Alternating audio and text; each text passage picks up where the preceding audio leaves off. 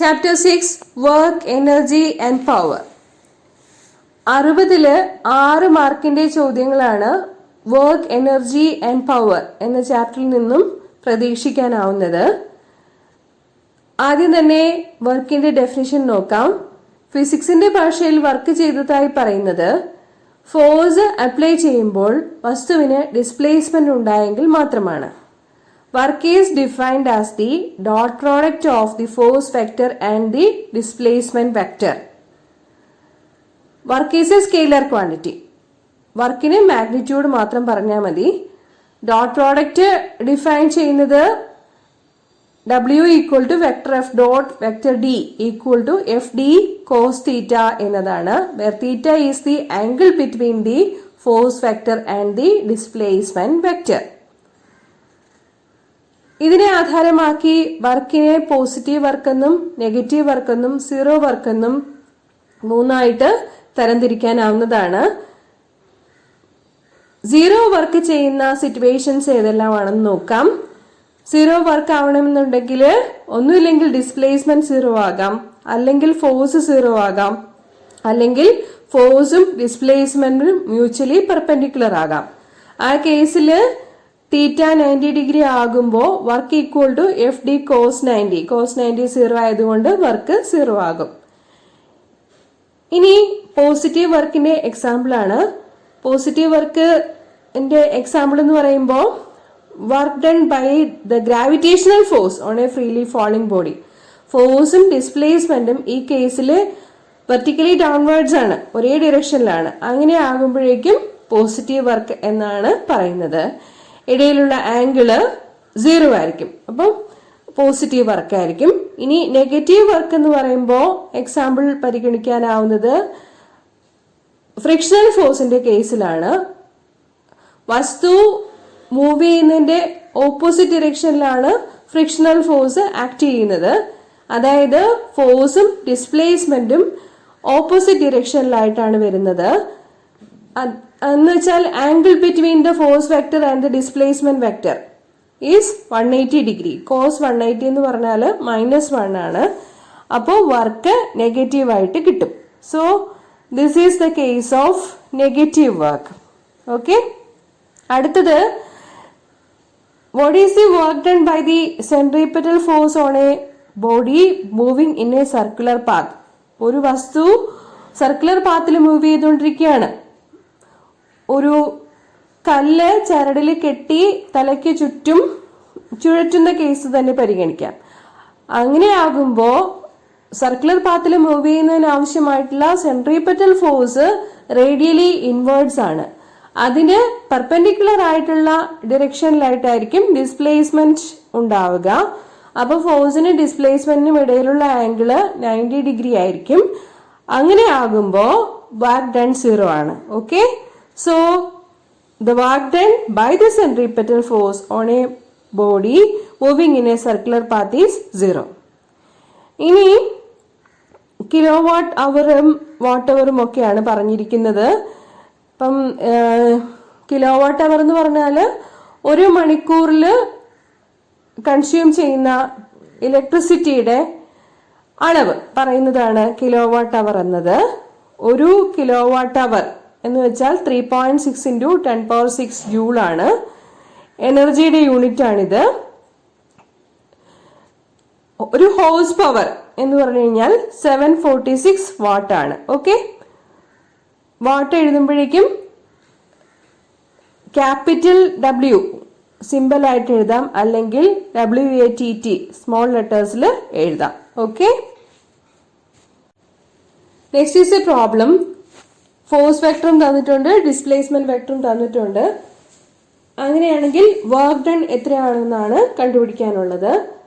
Work done കണ്ടുപിടിക്കാൻ വേണ്ടിയിട്ട് force വെക്ടറിന്റെയും ഡിസ്പ്ലേസ്മെന്റ് വെക്ടറിന്റെയും ഡോട്ട് പ്രോഡക്റ്റ് എടുത്താൽ മതി. കമ്പോണന്റ് ഫോം, അതായത് xi + yj + zk എന്ന രീതിയിലാണ് ഫോഴ്സ് വെക്ടറും ഡിസ്പ്ലേസ്മെന്റ് വെക്ടറും ഉള്ളത്. ഡോട്ട് പ്രോഡക്റ്റ് എടുക്കുമ്പോൾ xx yy zz കമ്പോണൻസിന്റെ പ്രോഡക്റ്റ് എടുത്തിട്ട് സം ചെയ്താൽ മതി. നമുക്കിവിടെ vector F dot vector D ആദ്യം ഐയുടെ കോഎഫിഷ്യൻസിന്റെ പ്രോഡക്റ്റ് എടുക്കാം. That is 3 × 5. അതാണ് എക്സസ് കമ്പോണന്റിന്റെ product. fx dx that is 3 × 5. പിന്നെ jj കമ്പോണൻസിന്റെ പ്രോഡക്ട്സ് എടുക്കണം.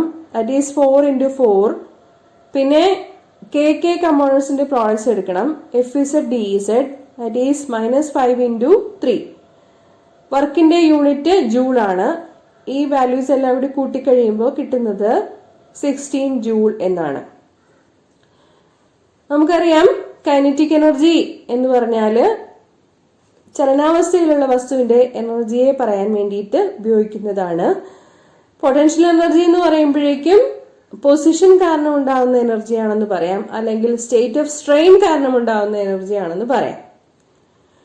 ഇനി അടുത്തൊരു പ്രോബ്ലം നോക്കുക. Calculate the work done in lifting a body of mass 10 kilogram to a height of 10 metre above the ground. 10 kilogram മാസുള്ളൊരു വസ്തുവിനെ 10 മീറ്റർ ഉയർത്താൻ വേണ്ടി വരുന്ന വർക്ക് ഡൺ എത്രയാണ് എന്നാണ് ചോദ്യം. വർക്ക് എന്ന് പറയുമ്പോഴത്തേക്കും ഇവിടെ നമുക്ക് എന്താ പറയാ, ഫോഴ്സ് ഇൻറ്റു ഡിസ്പ്ലേസ്മെന്റ് വരും. ഫോഴ്സും ഡിസ്പ്ലേസ്മെന്റും ഒരേ ഡിറക്ഷനിലാണ്. അപ്പം തീറ്റ ആക്ച്വലി അവിടെ 0 ആണ് വരുന്നത്. ഡോട്ട് പ്രോഡക്റ്റ് ഒന്നും എടുക്കേണ്ട ആവശ്യമില്ല. ഡോട്ട് പ്രോഡക്റ്റ് എടുത്താലും ഇല്ലെങ്കിലും ഇവിടെ ഫോഴ്സിന്റെയും ഡിസ്പ്ലേസ്മെന്റിന്റെയും പ്രോഡക്റ്റ് എടുത്താൽ മതിയായിരിക്കും. ഫോഴ്സ് എന്ന് പറയുന്നത് വസ്തുവിന്റെ വെയിറ്റ് തന്നെയാണ്.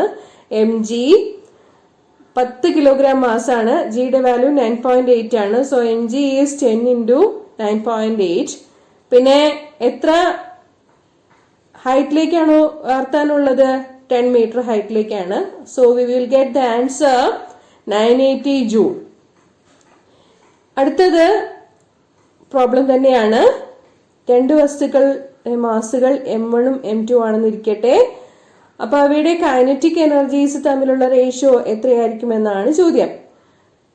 നമുക്ക് കൈനറ്റിക് എനർജിയുടെ ഇക്വേഷൻ ½ ആണെന്ന് അറിയാം. ½ മൊമെന്റത്തിന്റെ ടേമിൽ എഴുതുകയാണെങ്കിൽ p²/2m എന്ന് എഴുതാം. അതായത് mv = p മൊമെന്റം.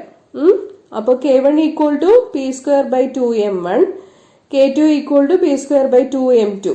എന്തുകൊണ്ടാണ് അങ്ങനെ എടുത്തത്? മൊമെന്റം സെയിം ആണെന്ന് തന്നിട്ടുണ്ട്. Both bodies have the same momenta. p1 = p2 = p. So when we take k1/k2, we will get m2 divided by m1. Okay, m2 divided by m1. Therefore k1 is to k2 equal to m2 is to m1. Okay. Next question. A light body and a heavy body have the same momenta. Which one has greater kinetic energy? Light ബോഡിയും heavy ബോഡിയും same momenta values ഉള്ളവയാണെങ്കിൽ ഏതിനായിരിക്കും kinetic energy കൂടുതൽ എന്നാണ് ചോദ്യം. Kinetic എനർജിയുടെ equation നമുക്കറിയാം. Kinetic energy = ½ momentum p = mv എന്നുള്ളതാണ്. So in terms of the momentum p, kinetic energy = p²/2m. Momentum same ആണെന്ന് തന്നിട്ടുണ്ട് എന്ന് വെച്ചാൽ kinetic energy is inversely proportional to mass എന്ന് മനസ്സിലാക്കി എടുക്കാവുന്നതാണ്. ലൈറ്റ് ബോഡിക്ക് ആയിരിക്കും കൈനറ്റിക് എനർജി കൂടുതൽ ഉണ്ടാവുക, അല്ലെങ്കിൽ ഹെവി ബോഡിക്ക് കൈനറ്റിക് എനർജി കുറവായിരിക്കും. നെക്സ്റ്റ് ക്വസ്റ്റ്യൻ പവറിനെ സംബന്ധിക്കുന്നതാണ്. Power is a scalar product of force and velocity. അടുത്ത question, show that the gravitational potential energy of the object at a height h is completely converted into kinetic energy on reaching the ground. അപ്പോൾ h ഹൈറ്റിലുള്ള ഒരു വസ്തുവിന്റെ gravitational potential energy എന്ന് പറയുന്നത് താഴത്തേക്ക് വീണ് ഗ്രൗണ്ടിനെ just touch ചെയ്യുമ്പോഴത്തേക്കും പൂർണ്ണമായിട്ടും കൈനറ്റിക് എനർജി ആയിട്ട് കൺവേർട്ട് ചെയ്യപ്പെട്ടിട്ടുണ്ടായിരിക്കും എന്ന് പ്രൂവ് ചെയ്യാനാണ് ആവശ്യപ്പെട്ടിരിക്കുന്നത്. നമുക്കറിയാം at a height h the gravitation potential energy = mgh. താഴത്തേക്ക് വീഴുമ്പോൾ അതിന് കൈനറ്റിക് എനർജി ഗെയിൻ ഉണ്ടാകും. അത് കണ്ടുപിടിക്കാൻ വേണ്ടിയിട്ട് v² = u² + 2as എന്നുള്ള ഇക്വേഷൻ അപ്ലൈ ചെയ്യാം. വെലോസിറ്റി ഇനിഷ്യലി 0 ആയിരിക്കും. ജസ്റ്റ് റിലീസ് ചെയ്യുമ്പോൾ അത് ഇനിഷ്യൽ വെലോസിറ്റി 0 ആയിരിക്കും. പിന്നെ താഴത്തേക്ക് വീഴുമ്പോൾ acceleration due to gravity g ആണ്. ഡിസ്പ്ലേസ്മെന്റ് ഉണ്ടാകുന്നത് h ആണ്. Okay, so we have the equation v square equal to 2gh. v square equal to u square plus 2as എന്നുള്ള ഇക്വേഷൻ ആണ് v square equal to 2gh എന്ന് കിട്ടുന്നത്. v സ്ക്വയറിന്റെ value 2gh എന്നുള്ളത് നമ്മുടെ കൈനറ്റിക് എനർജിയുടെ എക്സ്പ്രഷനിൽ സബ്സ്റ്റിറ്റ്യൂട്ട് ചെയ്ത് കൊടുക്കുമ്പോൾ എന്ത് കിട്ടും? k ഈക്വൽ ടു mgh എന്ന് തന്നെ കിട്ടുന്നതാണ്. ഓക്കെ, സോ ഇവിടെ എന്താ ചെയ്തത്? പൊട്ടൻഷ്യൽ എനർജി കൈനറ്റിക് എനർജി ആയിട്ട് കൺവേർട്ട് ചെയ്യപ്പെട്ടു. Both are one and the same. 16th question വളരെ വളരെ ഇമ്പോർട്ടന്റ് ആണ്. State and prove the law of conservation of mechanical energy for a freely falling body. ഇത് പല ഫോമിൽ ചോദിക്കാറുണ്ട്. അപ്പോൾ ഒരു ഫ്രീലി ഫോളിംഗ് ബോഡിയുടെ കേസിലുള്ള ഡയഗ്രാം വരയ്ക്കണം. 3 പോയിന്റ്സ് ABC എന്ന് മാർക്ക് ചെയ്യാം. എ ഹൈറ്റ് എച്ചിലുള്ള പോയിന്റ് ആണ്. ഇൻ ബിറ്റ്വീൻ ഉള്ളൊരു പോയിന്റ് ആണ് ബി എന്ന് പറയുന്നത്. ബി എന്ന പോയിന്റിൽ എത്തുമ്പോഴേക്കും എക്സ് ഡിസ്പ്ലേസ്മെന്റ് ഉണ്ടായിരിക്കും. BC എന്ന് പറയുന്നത് അപ്പോൾ h-x ആയിരിക്കും. നമ്മളോട് പ്രൂവ് ചെയ്യാൻ പറഞ്ഞിരിക്കുന്നത് ABC 3 പോയിന്റ്സിലും ടോട്ടൽ എനർജി കോൺസ്റ്റന്റ് ആണ് എന്ന് കാണിക്കാനാണ്. Okay, total mechanical energy of a system is conserved if the forces doing work on it are conservative. Okay, അതാണ് law of conservation of mechanical energy. Point A എടുക്കുമ്പോഴേക്കും നമുക്ക് potential energy mgh ആണെന്ന് അറിയാം. A എന്ന പോയിന്റിൽ പൂർണ്ണമായിട്ടും position കാരണമാണ് energy ഉള്ളത്. So kinetic energy equal 0. Total energy is kinetic energy plus potential energy which is mgh it self. Point ബിയിൽ എത്തുമ്പോഴേക്കും നമുക്ക് എടുക്കാൻ പറ്റുന്നത് പൊട്ടൻഷ്യൽ എനർജി. ബി എന്ന പോയിന്റിൽ താഴത്തു നിന്നും h-x ഹൈറ്റിലാണല്ലോ ഉള്ളത്. സോ mgh പകരം mg ഇൻറ്റു h-x എന്ന് എഴുതാവുന്നതാണ്.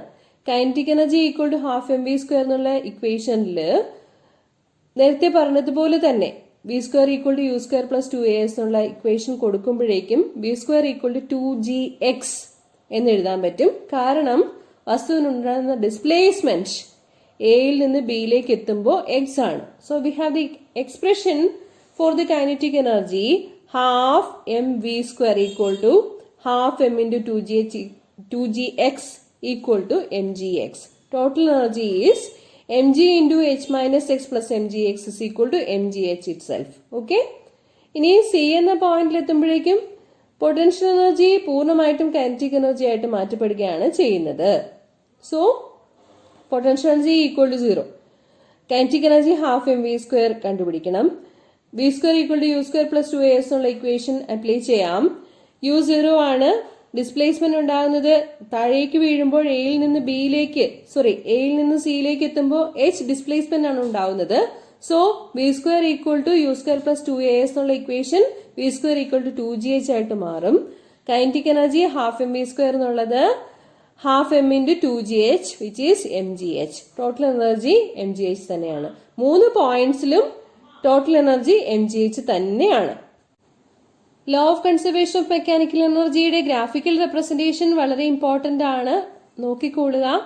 എക്സ് ആക്സിസിൽ ഹൈറ്റ് എടുത്തിരിക്കുന്നു, y ആക്സിസിൽ എനർജിയാണ് എടുത്തിരിക്കുന്നത്. ഗ്രാഫിൽ നമുക്ക് മനസ്സിലാക്കാൻ പറ്റുന്നത് 0 ഹൈറ്റിൽ കൈനറ്റിക് എനർജി മാക്സിമം ആയിരിക്കും, h ഹൈറ്റിൽ കൈനറ്റിക് എനർജി മിനിമം ആയിരിക്കും. ഇനി പൊട്ടൻഷ്യൽ എനർജിയുടെ കാര്യം പറയുകയാണെങ്കിൽ 0 ഹൈറ്റിൽ പൊട്ടൻഷ്യൽ എനർജി മിനിമം ആയിരിക്കും, h ഹൈറ്റിൽ പൊട്ടൻഷ്യൽ എനർജി മാക്സിമം ആയിരിക്കും. ടോട്ടൽ എനർജി എന്നുള്ളത് ഒരു കോൺസ്റ്റന്റും ആയിരിക്കും.